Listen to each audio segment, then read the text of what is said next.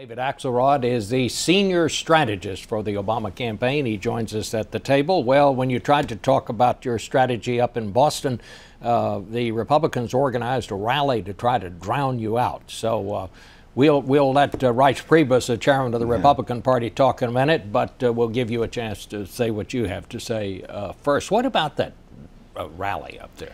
Well, look, we went up there to make a point about Governor Romney's economic record. Governor Romney offers himself as a job creator, a kind of economic oracle, and he's saying the same exact things that he said 10 years ago when he ran for governor of Massachusetts. And what happened? Massachusetts plunged to 47th in job creation. They lost manufacturing jobs at twice the rate of the country. They grew jobs at 1/5 the rate of the rest of the country. It wasn't the record of a job creator. He had the wrong economic philosophy, and he failed. And I was disappointed that they chose to send a bunch of campaign staff to try and drown out the speakers. But you can't drown out the record, Bob. The record is very clear. The New York Times says that the weakening recovery is a serious liability for the president's reelection. Romney, as you just said the job numbers out Friday were devastating. Is the president going to have to do something here that he hasn't tried before? Isn't he going to have to do something to jumpstart this economy? Well, Bob, first of all, obviously the numbers this month were disappointing. The president said when he took office back in 2009 and the country was losing 800,000 jobs a day, that it took years to get into this mess and it was going to take long, persistent effort to get us out of it. He took some tough decisions, the auto intervention being a major one, and we've had 27 months of private sector job growth now, and 4.2 million jobs created, or 4.3. But we have to do more. He's asked the Congress for a series of steps to get construction workers back to work, rebuilding our roads and bridges, to put teachers back in the classroom, to help homeowners renegotiate, refinance their homes under these low interest rates, homeowners who are responsible and their homes are underwater. All these things would help the economy. What was striking about what happened on Friday was how quick the leaders of Congress were out there wringing their hands. These are the architects of obstruction, and now they're complaining about the pace of the recovery.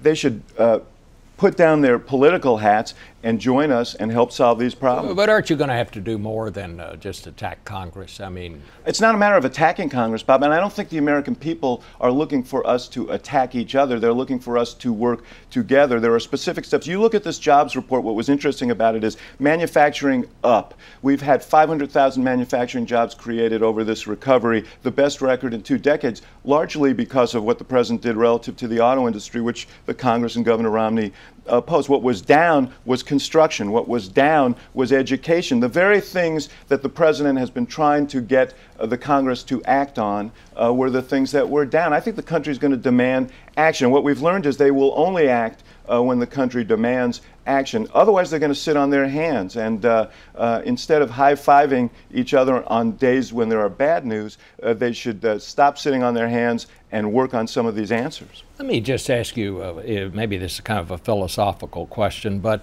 it occurs to me that the president got himself elected with a very positive campaign that basically appealed to our better angels. He talked about hope. He talked about change. But this time he just comes right out of the gate with a very negative ad, an attack on Mitt Romney. I wonder, doesn't he have to talk about what he's accomplished and what he hopes to do before he talks about what the other guy's trying to tear down? Let me just correct one thing. We've run probably $27 million of advertising in this campaign, and virtually all of it has been positive. A lot of attention was given to an ad, one particular ad. The Bain Capital. The Bain Capital. But if you live in the states where our advertising is running, you have seen a steady stream of ads over the last month talking about the things that have happened over the last 3.5 years, talking about all the hard work we've done together as a people to move out of the mess that we were in when the president arrived. So I just have to challenge your premise.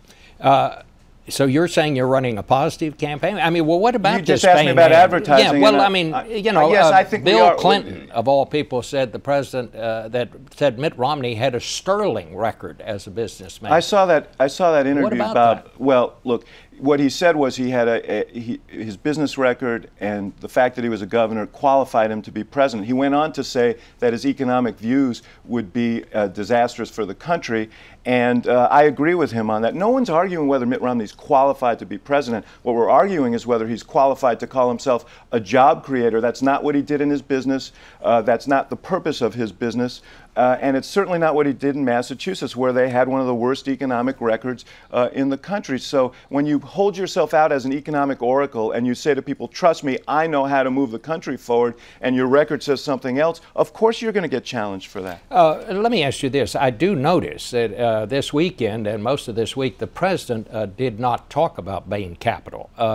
Does that say that, or should we take from that, that maybe some of this criticism that people in your own party have been making on that attack, that perhaps it's not working and you're going to dial back a little on that? No. First of all, it is part of a piece, which is Mitt Romney's background, are his ideas the ones that can move our economy forward? And, you know, some of the instances we raised, take the one about the steel company in Kansas City. Mitt Romney and his group bought that company. They put $8 million of their own dollars in for a $75 million company, immediately borrowed $125 million, and the next year took $36 million back out of that money for dividends. The company ultimately went bankrupt. Workers lost their benefits. Creditors lost out, and they walked away with millions of dollars. That may be a successful business strategy for them, and it made money for them and their investors, but that's not an economic strategy that's going to rebuild the middle class in this country, that's going to grow our economy in the long run, and that's the point we're making. Let me change the subject just a little bit. You were mentioned in 2 new books about foreign policy.